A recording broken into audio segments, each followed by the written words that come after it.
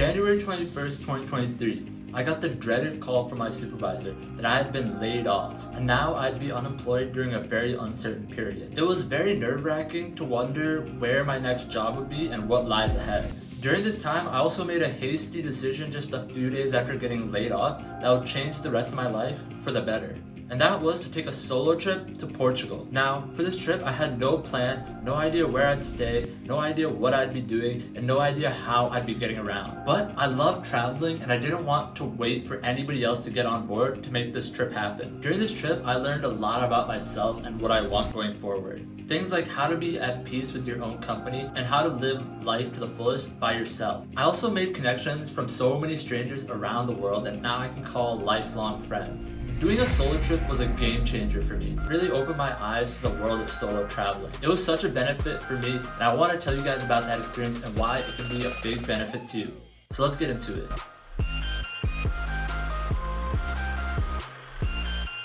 One of the big benefits of traveling solo is that you are truly free. What I mean by this is I feel that you're truly free when you're traveling solo because you can do what you want, when you want, how you want.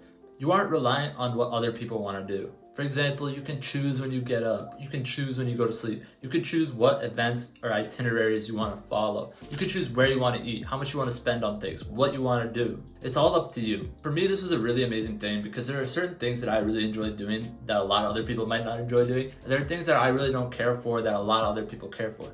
One example of this is I'm not really a very big foodie when it comes to vacations. For me, I don't really care that much about food. I don't really care, like obviously there's certain things you want to try in certain countries, but for me, it's not that big of a deal to try the new and best foods. Along those lines also, when it comes to drinking, I don't drink. So again, some people really enjoy that aspect of traveling, but I really don't care for that. For me, I'd rather spend my time and money on events or things that I feel like I can't get anywhere else. When I'm traveling solo, I don't have to cater to those needs that other people might really enjoy doing. Also, when you're traveling solo, you're really in control of your emotion and in control of your own destiny.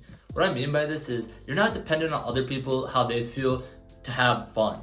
When you're by yourself, you can really control the happiness of any situation and it's all up to you. When you're with other people, it can be very tiresome to have to deal with other people's emotions on vacation. Vacation is meant for like relaxation. When you're with other people, their emotions could be completely different and it could honestly bring down the vibes. But when you're by yourself, you're in control of your emotions and you can control any outcome of any situation.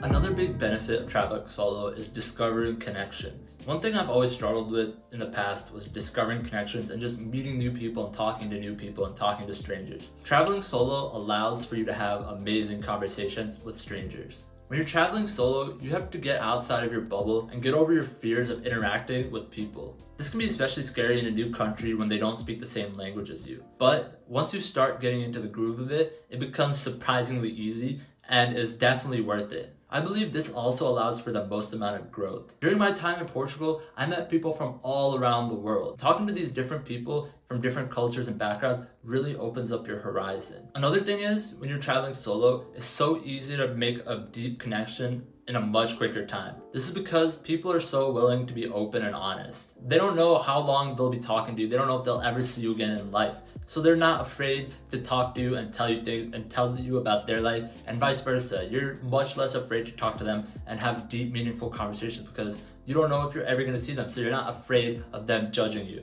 Traveling solo really forces you to talk to other people and meet new people and meet strangers and make connections with them. Whether it's a deep connection or just talking to a stranger to get directions or get advice on what you want to see in that local country. You would definitely not get this as much if you were traveling with a group of people. You're probably going to tend to stick to just talking to people in your group. You're not going to want to venture outside of that.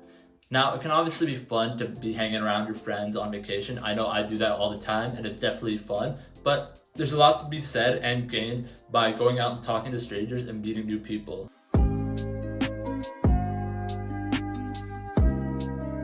Another big thing I really enjoy about solo travel is you really just have time to be by yourself and think. There was many times on this trip to Portugal where I'd just have my headphones on and I'd be walking around the city. And I really enjoyed this aspect of solo travel because you really get to take in the ambience of the city. It's not like you're just like a tourist, which obviously you are a tourist, but it just feels cool to submerge yourself and just have like a relaxation period where it feels like you're in a different world or you're in a different mindset. Like you're outside of your bubble, which is your hometown or where you live, and you're in this new place and you're just imagining what it would be like to live there.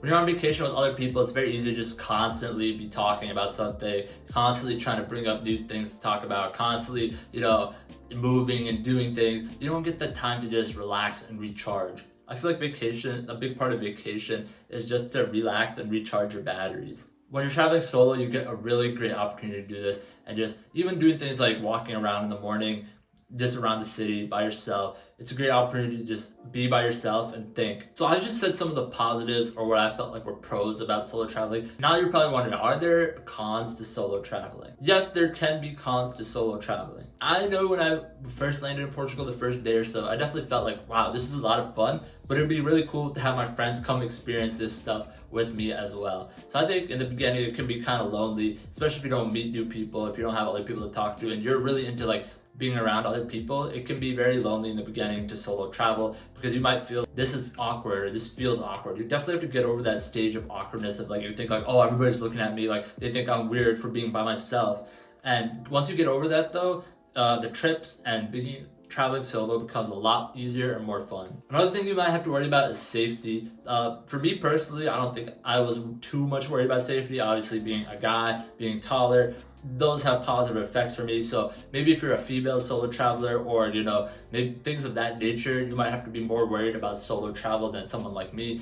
So it's definitely key to have your head on a swivel no matter who you are, whether you're traveling solo or in a group. Always have your head on a swivel, always be ready for something to happen, and just be ready. When you're traveling solo, it's key to be extra cautious. For me, other than these two big things that I would say were cons, there really wasn't much else that I would say was a con. For me, it was a very positive experience to travel solo.